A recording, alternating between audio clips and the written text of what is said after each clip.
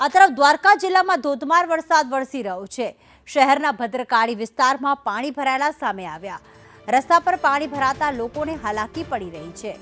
વરસાદી પાણીમાં પસાર થવા લોકો મજબૂર બન્યા। વર્ષોથી પાણી ભરાવાની સમસ્યા હોવાનો આક્ષેપ થઈ રહ્યો છે। દેવભૂમિ દ્વારકાના જે ભદ્રકાળી વિસ્તાર આવેલું છે ત્યાં વરસાદી પાણી ભરાઈ ગયા છે। ગયા વર્ષે સ્થાનિક હોટલ રેસ્ટોરન્ટ સંચાલકો તેમજ એટીએમ બેંક મેનેજરને દ્વારકાના ચીફ ઓફિસર ઉદય નસીતે ખાતરી આપી હતી કે આવનાર દિવસોમાં વરસાદી પાણી નહીં ભરાય, પણ ફરી વખત ચોમાસું બેસતા આ જ સ્થિતિ સર્જાઈ છે। પાલિકા દ્વારા પ્રી મોન્સૂન કામગીરી કરવામાં આવે છે, પરંતુ તે માત્ર કાગળ પર હોય તેવા આ દ્રશ્યો અત્યારે પ્રતીત થઈ રહ્યા છે। હોટેલની બહાર નીકળો એટલે વરસાદી પાણી ભરાયેલા છે અને દ્વારકામાં જે પ્રકારે ધોધમાર વરસાદ વરસ્યો છે, પરંતુ પાણી નથી ઓસરી રહ્યા। પાણી સતત ભરાવના કારણે ક્યાંક હોટલ સંચાલકોમાં રોષ વ્યાપ્યો છે।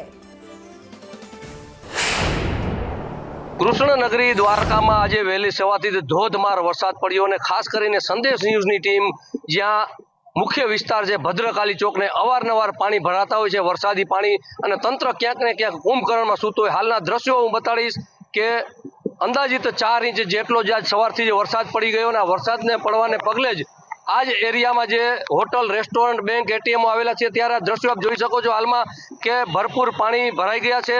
નગરપાલિકા દ્વારા જે ગયે વખતે કલેક્ટર તેમજ હાલના જે ચીફ ઓફિસર છે તેમણે વાયદો આપ્યો હતો કે આવનાર દિવસો જે વરસાદના તેમાં બિલકુલ પાણી નહીં ભરાય, અને એવા વચનોને વાયદા અપાતા તો ક્યાંક ને ક્યાંક આ માત્ર ને માત્ર કાગળ ઉપર જ હોય। હાલમાં એ વાયદા પણ ઠાલા થઈ રહ્યા છે અને આપ જોઈ શકો છો હાલમાં જ્યાં વરસાદી પાણી છે તે ભરાઈ ગયા છે અને લોકોને, રાહતદારીઓને આવવા જવામાં ભારે મુશ્કેલી થઈ પડી છે અને વાહન વ્યવહારને પણ મુશ્કેલી થઈ પડી છે। અહીંયા ભદ્રકાળી માતાનું મંદિર છે ત્યાં પણ લોકો દર્શન કરવા જતા હોય તો તેમને પણ ભારે મુશ્કેલી છે અને આ જ વિસ્તારમાં જે હોટલ, રેસ્ટોરન્ટ છે હાલમાં યાત્રિકો છે તો તે ખાણીપીણી માટે આવતા હોય તો એ પણ હાલમાં આવી નથી શકતા। આપ જોઈ શકો છો કે હાલમાં જે હોટલ, રેસ્ટોરન્ટ છે તે બંધ કરી દેવામાં છે, કેમ કે યાત્રિકો અહીં આવી નથી શકતા પાણી ભરાવાના હિસાબે, અને ક્યાંક ને ક્યાંક જે તંત્ર હોય તે કાગળ ઉપર કાર્યવાહી કરતું હોય અને ખાલી લોકોને ઠાલા વાયદા આપતા હોય છે તેવું હાલમાં લાગી રહ્યું છે। વરસાદીના પાણીનો ક્યારે નિકાલ થશે તે જોવું રહ્યું।